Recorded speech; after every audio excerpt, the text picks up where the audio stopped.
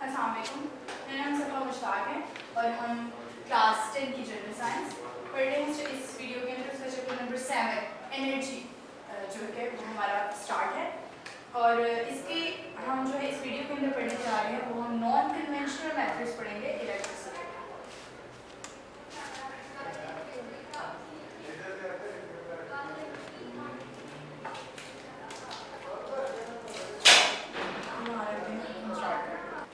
अच्छा, इससे non conventional method producing electricity के बारे में हमने लास्ट वीडियो में डिस्कस किया था हमने कि हमारी जो एनर्जी की प्रोडक्शन है, हमारी जो नीड है सॉरी वो बहुत ज़्यादा बढ़ चुकी है और उसमें हमारे जो रवायती तरीके हैं वो हमारी नीड को पूरा नहीं कर पा रहे मुकम्मल तौर पर।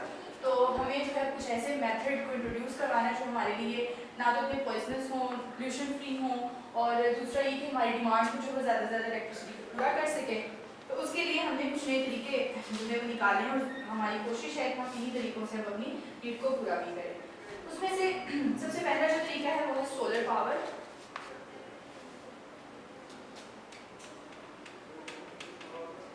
सूरज की जो एनर्जी है हमारे पास बहुत बड़ा ज़खीरा है, बहुत ज़्यादा नेमत है हमारे पास इस एनर्जी की। और इस एनर्जी ये एनर्जी जो है जो पहुँचती है तकरीबन डेली 1.4 किलोवाट। किलोवाट एनर्जी जो है वो सूरज से हमें डेली मिलती है और इसमें से रास्ते में जो डस्ट पार्टिकल्स हैं, हवा है, गैस है, कुछ रिफ्लेक्ट कर देती हैं, रोशनी को अब्जॉर्ब कर लेती हैं, डिस्पर्स कर देती हैं। उसके बावजूद 1 किलोवाट एनर्जी हमारे पास पहुंच जाती है ज़मीन में, जिसको हम इस्तेमाल कर सकते हैं।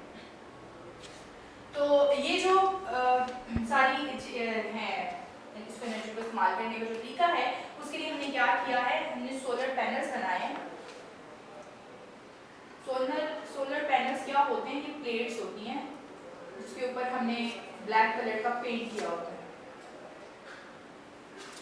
ये अच्छा अब्जॉर्बर है ना, ब्लैक कलर को अच्छा अब्जॉर्ब हीट को जो है ये अच्छा अब्जॉर्ब करता है, रिफ्लेक्ट भी नहीं करता, जाने भी नहीं देता, गर्म जल्दी हो जाता है।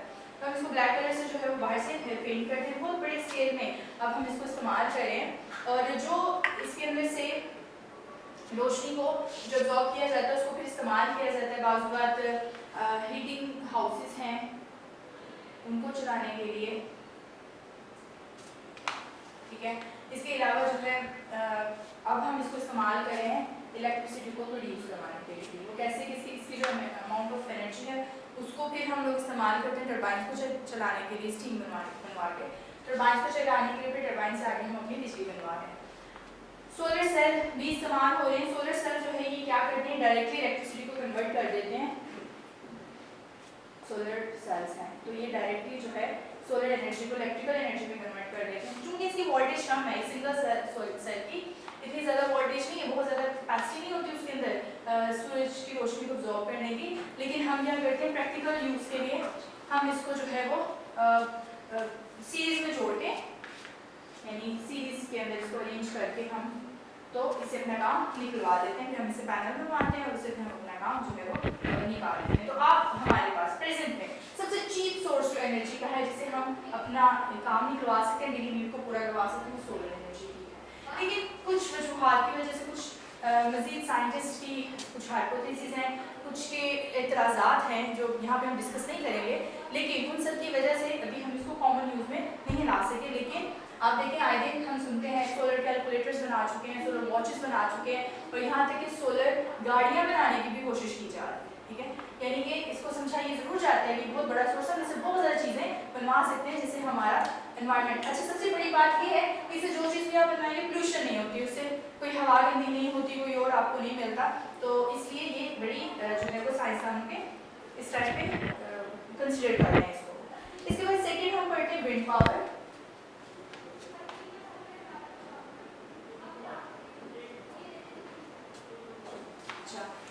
जो विंड पावर हवा में, अब हवा जो है काइनेटिक एनर्जी जो है हवा की वो भी बिजली पैदा करने के लिए इस्तेमाल की जा रही है। काइनेटिक एनर्जी ऑफ विंड, इसको हम इस्तेमाल कर रहे हैं बिजली पैदा करवाने के लिए। विंड मिल लगाए जाते हैं। अब वो इस विंड मिल में क्या होता है, एक इस तरह से फैन के पिन उसके अंदर 4 उसके जो है ये पैनल होते हैं, 3 पैनल होते हैं और 4 होते हैं।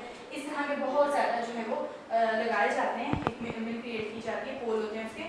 तो इनको जो है हम टरबाइंस भी कहते हैं ना, इसके इस मिल के ये घूमते ऐसे एनर्जी पैदा होती है। जब टरबाइन जो हैं वो हवा की वजह से मूव करते हैं तो इससे फिर क्या होता है, बहुत ज़्यादा एनर्जी क्रिएट होती है। अब ट्रेडिशनल जो रवायती तरीके थे उसमें हम लोग इस्तेमाल करते थे पहल विंड एनर्जी को इस्तेमाल किया जाता था दानों को पीसने के लिए। फिर इसके अलावा इसको इस्तेमाल किया जाता था ये जो है कुएं से पानी निकालने के लिए, वाटर। और अब जो हम इसको इस्तेमाल कर रहे हैं वो क्या है कि हम इसे बिजली पैदा करवाने की कोशिश कर रहे हैं। तो इससे बिजली पैदा कैसे करवाई जाती है कि फॉर्म्स लगाए जाते हैं बहुत ज़्यादा, और वहाँ पे इतनी अमाउंट ऑफ ये विंड पैदा करते हैं कि इसके आगे हमने जनरेटर लगाए होते हैं। वो फिर जनरेटर्स जो हैं वो क्या करते हैं, उसके टरबाइंस मूव करते हैं ना इसकी पावर की वजह से, उनके टरबाइंस के मूव करने की वजह से जनरेटर बिजली पैदा करता है। और आज हम इससे काफ़ी मेगावाट ऑफ एनर्जी हासिल भी कर रहे हैं, लेकिन इतना ज़्यादा, जैसे हमने पहले बात की कि इतना ज़्यादा ये यूज़ में भी नहीं आए।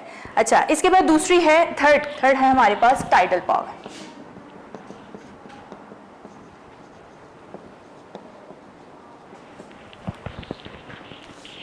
सूरज, third one is the tidal power. अच्छा, टाइडल पावर में हम क्या पढ़ रहे थे कि बड़ी बड़ी जो टाइड्स होती हैं वाटर की वो भी बिजली को पैदा करवाने के लिए जो है वो काम करती हैं। जैसे चांद जो है वो क्या करता है, मून अट्रैक्ट करता है वाटर को। जैसे देखा नहीं, जब चांद अपनी पूरी आबोताब पे आता है 14वीं का, तो उस टाइम पे बहुत बड़ी बड़ी लहरें समंदर की ऊपर, सतह के ऊपर जो है वो पैदा हो रही होती है। वो क्यों? क्योंकि चांद के अंदर कशिश होती है और चांद उस पानी को अपनी तरफ खींचता है, उसकी वजह से वहाँ पे लहरें पैदा होती हैं। तो जब ये क्या होता है कि डैम्स लगाए हुए होते हैं, इस मेथड में डैम होते हैं। अब ये नीचे जो है ये समंदर है, तो जब सूरज चांद अपनी तरफ खींचता है तो ये जो लहर है ये काफ़ी ऊपर तक आ जाती है। यहाँ पे ये जो डैम है ना ये इसको फेच कर लेता है, यानी इसके अंदर आ जाती है वो।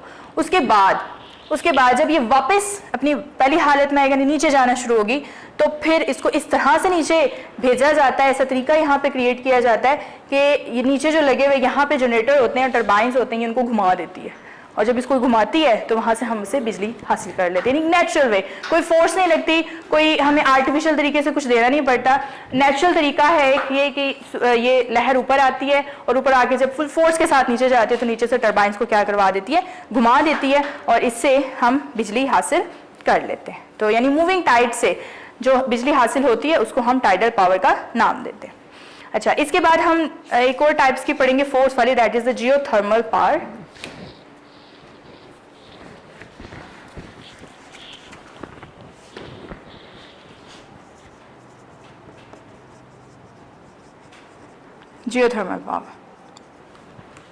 जियोथर्मल पावर में ज़मीन के अंदर ना बहुत हीट है, lot of amount of energy, बहुत हीट है इसके अंदर। इसके अलावा जो इसके अंदर रॉक्स छुपी हुई होती हैं, प्रेजेंट होती हैं, उनका टेम्परेचर काउंट किया गया है तो वो तकरीबन 200 सेल्सियस तक हमें इसका टेम्परेचर मिला है, और 100 तो पानी का बॉइलिंग पॉइंट है, तो यानी कि उससे भी ज़्यादा, जो इतना ज़्यादा अमाउंट ऑफ एनर्जी है, इतनी ज़्यादा हीट है कि ये उसको स्टीम में कन्वर्ट करवाने के लिए हमारे लिए काफ़ी होती है। अच्छा, अब इसमें क्या किया जाता है, तकरीबन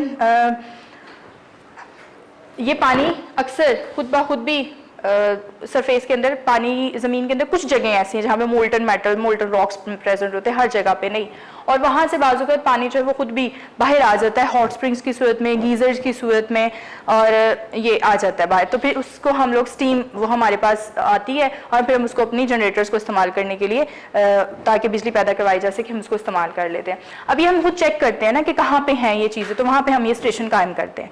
इसके अलावा अगर वहाँ पर पानी ना हो, सिर्फ रॉक्स हों, तो फिर क्या किया जाता है, 2 टनल्स बनाई जाती हैं। मतलब फॉर एग्जांपल ऐसे है, यहाँ पे ये नीचे रॉक्स हैं, तो यहाँ से एक टनल बनाई जाएगी इधर, और एक टनल इधर बनाई जाती है, और यहाँ पे ऊपर ये हाउस है बना हुआ जिसके अंदर यहाँ पे जनरेटर वगैरह लगाए जाएंगे। यहाँ से कोल्ड वाटर, ठंडा पानी भेजा जाता है एक तरफ से, और इधर इन रॉक्स के साथ टच करने के बाद नेचुरली तौर पे वो स्टीम बन जाता है, तो दूसरी साइड से उसको यहाँ से निकाल लिया जाता है और वहाँ से वो जनरेटर्स को चला देती है और बिजली पैदा करवा देती है।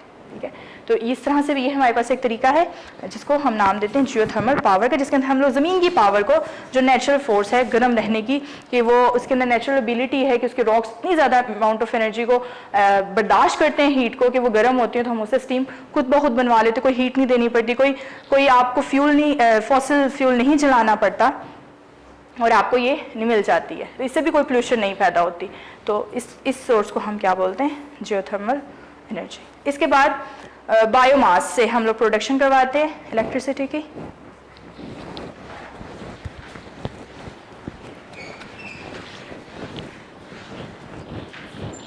बायोमास से क्या मुराद है,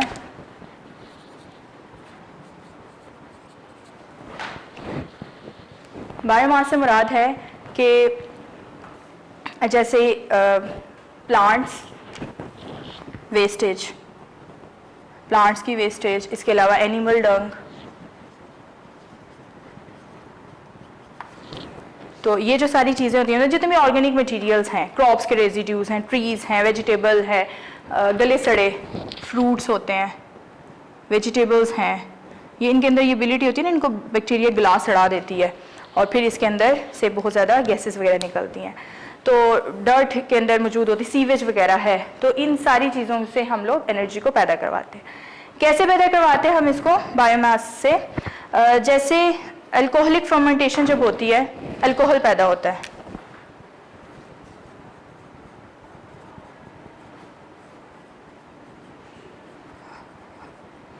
असल में जब बैक्टीरिया जो है ये रेस्पिरेशन करते हैं एनारोबिक, ऑक्सीजन को इस्तेमाल नहीं करते, किसी और गैस को इस्तेमाल करते हैं, और इनका जो एंड प्रोडक्ट है वो बनता भी क्या है, या एसिड बनाते हैं या अल्कोहल बनाते हैं।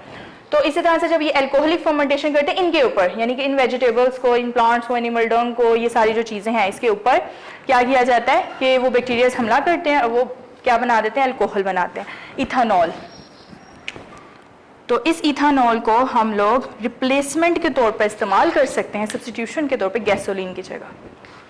ठीक है, ये हमारे पास है। फिर इसके अलावा इसके अंदर से एक और चीज़ निकलती है, मीथेन, ये भी फर्मेंटेशन के जरिए निकलती है, यानी कि जब वो इसके ऊपर इसको गलाते सड़ाते इसके ऊपर सांस लेते हैं तो ये भी निकालते हैं। तो मीथेन को हम इस्तेमाल नहीं करते घरों में सुई गैस के तौर पर। अब इसमें क्या किया जाता है, इस मेथड के अंदर ये बहुत इतना कॉम्प्लिकेट मेथड नहीं है, बस आपके पास एक ऐसी जगह होनी चाहिए, एक रूम होना चाहिए, या फिर अंडरग्राउंड आपने कोई ऐसी जगह बनाई होती है जहाँ पे इन सारी चीज़ों को इकट्ठा कर देते हैं, ये इसके अंदर यानी कि ऑर्गेनिक मैटर सारा रखा होता है काफ़ी अरसे के तौर पर, और जब इसके अंदर से ये गैसेज, ये चीज़ें पैदा होती हैं तो उसको हम इसका आउटपुट जो है वो अलग से एक्सट्रैक्ट कर लेते हैं।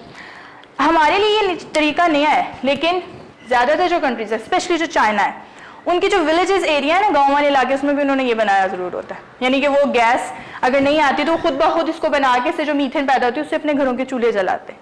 ठीक है, तो यानी कि ये तरीका वो लोग इस्तेमाल करते हैं, लेकिन हम लोगों के लिए अब दूसरे नंबर पे एक तो जो गैस पैदा होती है उसको तो इस्तेमाल कर लिया जाता है, फिर ये जो नीचे पीछे बचता है ऑर्गेनिक मैटर्स का क्या किया जाता है, वो ये बहुत अच्छा फर्टिलाइजर है, ये खाद है बहुत अच्छी जिसको हम फसलों में डाल देते हैं। ठीक है, तो यानी कि इसमें से भी हमारे पास कोई ऐसी चीज़ नहीं निकलती जो हमें नुकसान पहुँचा सकती है।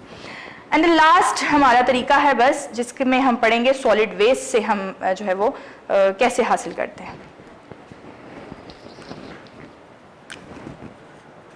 जो हमारे पास सॉलिड गन बच जाता है, वेस्ट बच जाती है, तो उसको क्या किया जाता है, इसको जला दिया जाता है। जब इसको जला दिया जाता है तो इससे जो अमाउंट ऑफ हीट पैदा होती है उससे फिर अगेन हम क्या करते हैं, टरबाइंस चलाते हैं, और उस टरबाइन से फिर हमारी बिजली पैदा हो जाती है। अब बात यह है कि ये वाला जो तरीका है, ये एक तो इससे ये होता है पोल्यूशन बहुत ज़्यादा फैल रही है थर्मल, लेकिन जो हमारे पास सॉलिड वेस्ट है ना वो ख़त्म हो जाता है, उसको डिस्पोज करना, उसको ठिकाने लगाना, ये सारी चीज़ों से हमें निजात मिल जाती है, हम उसको जलाते हैं और अपने पर्पज़ के लिए इस्तेमाल होते हैं। हीट जो निकलती है वो हमें ज़रूर थोड़ा बहुत नुकसान पहुँचाती है, लेकिन इससे हमें ये चीज़ जो है वो हेडेक ख़त्म हो जाती है कि हम इसको ठिकाने कैसे लगाएं।